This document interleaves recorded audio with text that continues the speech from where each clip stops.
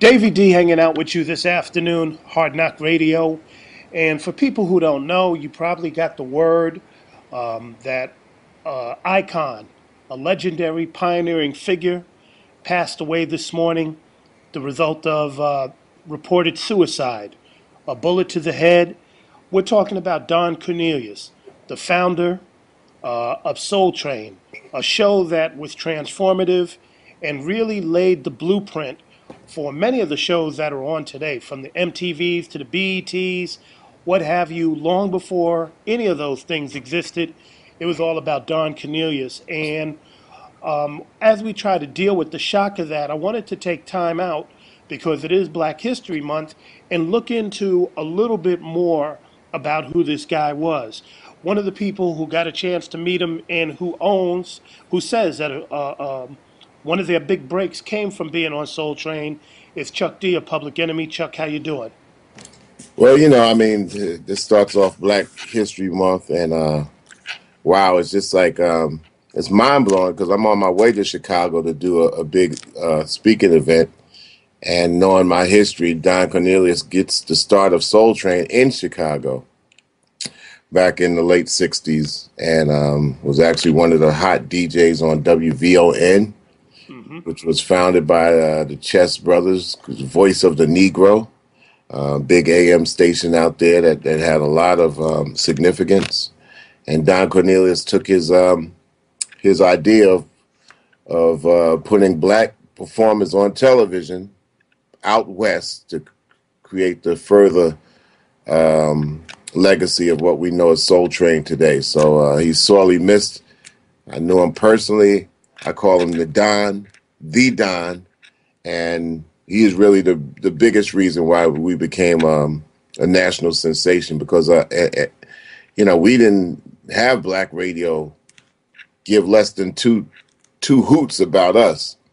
But when we finally performed on Soul Train, we actually recorded it in October of 1987, and they aired it in December of 1987. We had went on a winter tour, one of the first big tours of Europe by a rap group, us and LL Cool J, the Def Jam tour '87.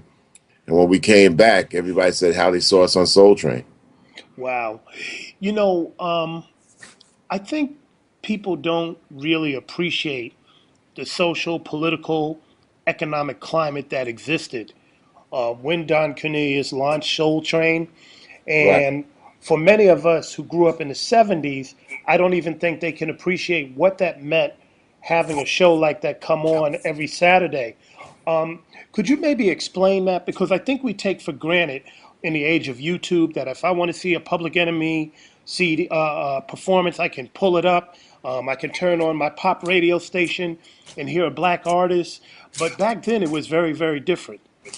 You're very, very different. You didn't see black people on TV. Simple as that.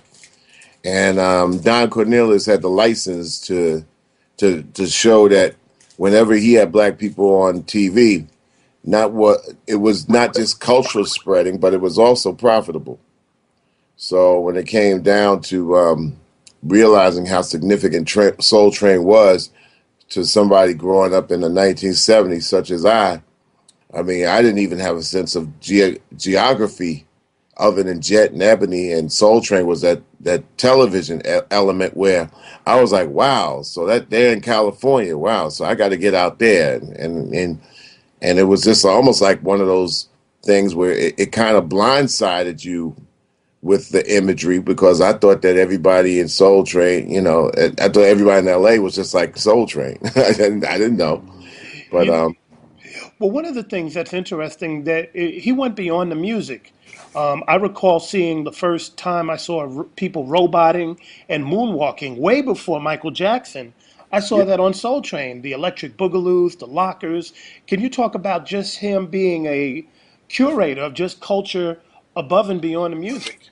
well, Don Cornelius definitely he nationalized the culture across, one, gigantic broad stroke of music and art and entertainment and even sports. I remember there was an episode where he brought on Jim Brown and Fred Williamson, who actually went into movies after sports, and And so that whole I would say melting pot of art and entertainment and sports was in Los Angeles, and Don Cornelius reflected all that too and made it national. So One of the things I remember about him is that he commanded respect. Nobody pulled any I, antics when they went on his show. Could you speak to that aspect and what it was like when you first met him and the group first performed? well, number one, he was imposing in his voice and size. So he was a big dude, and also he was like almost like, yeah, he was a father figure. He wasn't going to play around. He wasn't going to let you play around with his show. And I think a lot of the opinion that people have is that he kind of didn't dig rap, but he always kind of waited for it to come along and kind of pay a salute and respect to the music that he kind of respected. And I remember when we were invited on in 1991 to do "Shut 'Em Down and Can't Trust It." Flavor asked the Don to if we could get 3 moments of silence for Red Fox and Miles Davis, who had just passed away at that time. And the Don just thought it was quite profound that somebody of a rap element would actually, or our age, would recognize the greatness in those two to have a moment of silence. So that was big. What was your fondest memory of just watching Soul Train? What performances stand out to you? I mean, I've seen everybody from Michael Jackson to Sly Stone, George Clinton. I mean, everybody who was anybody went on Soul Train. That seemed to be the pinnacle of having made it. Today, it's like if you get on MTV or if you're on some Hot 97 or something. But back then, it was you didn't make it until you were on Soul Train. Right. Well, you didn't make it till you was on Soul Train because radio still was regionalized, and you in each and every region you had to have somebody that would negotiate your recordings with that radio outlet. I mean, it was real simple. If your records didn't get on radio, you wasn't heard, and if you wasn't heard, you wasn't sold. And But Soul Train kind of like was able to compensate for the beginnings of rap music a lot because okay, we wasn't heard, but we were seen, and also we was able to do concerts by being involved with groups that already had a following, like Run DMC, the Beastie Boys, LL Cool J, and other Def Jam acts. So that combination of live concerts with being invited on Soul Train was big for us. Do you know if Don Cornelius, when he did this, did he get a lot of resistance in terms of networks not wanting to pick up the show or advertisers not wanting to deal with him? I know that Sears was the first to sponsor him, but was there a backlash?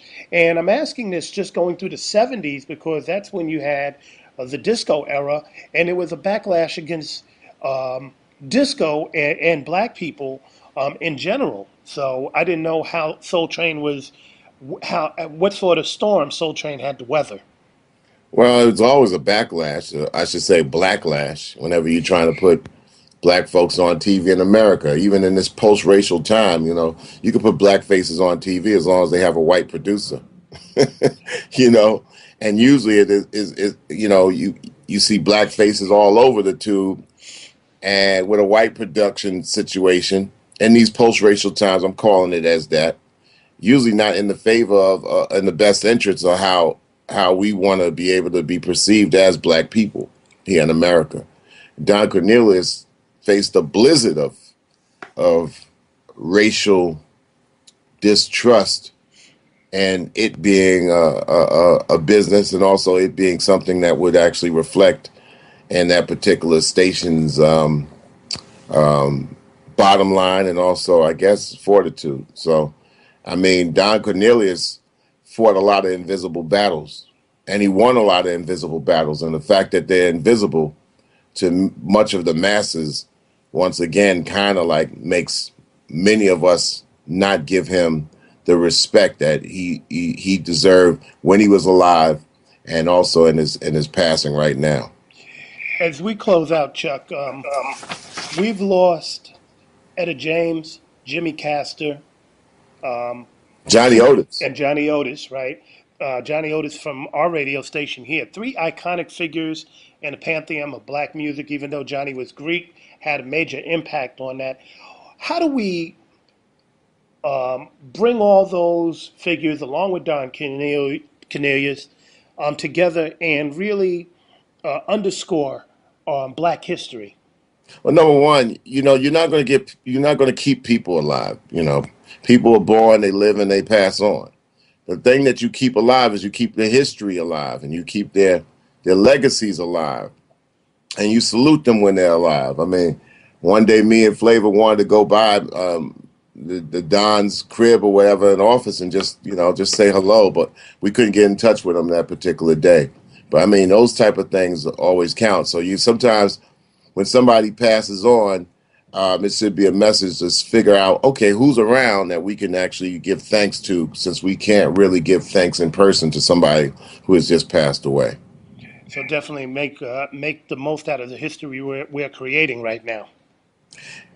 I mean, look, I mean, it's death is a part of life, and everybody's not around forever. But one thing you could keep around forever is the legacy of what they let. You let that, keep honoring that. But also when people are around, it never ever hurts to just say thank you or, and just say, wow, we really appreciate you for making it possible for me to be me.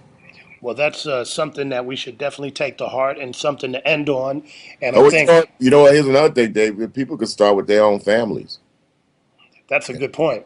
There's Many, many, people, there's aunts, there's uncles, there's parents. There's people, who are your friends. There's a lot of people you could just say, hey, once in a while, hey, hey, I love you and thank you. And that's it.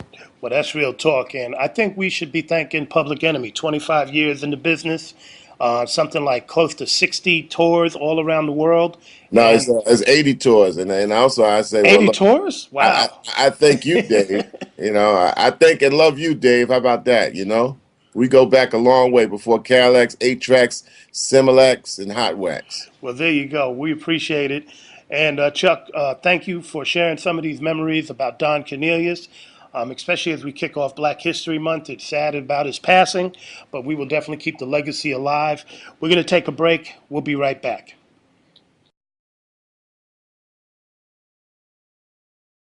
I go to do a big speaking event.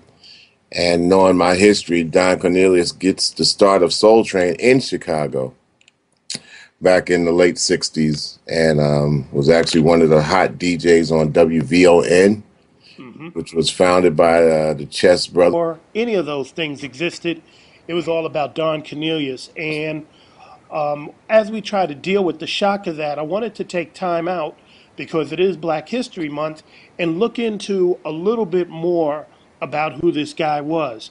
One of the people who got a chance to meet him, a bullet to the head, we're talking about Don Cornelius, the founder of Soul Train, a show that was transformative and really laid the blueprint for many of the shows that are on today, from the MTVs to the BETs, what have you, long before. Davey D hanging out with you this afternoon, Hard Knock Radio.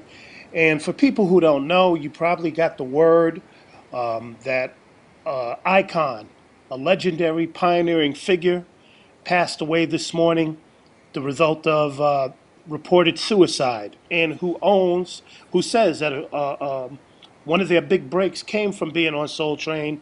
Is Chuck D, a Public Enemy. Chuck, how you doing? Well, I mean, this starts off Black History Month, and wow, it's just like it's mind blowing because I'm on my way to Chicago.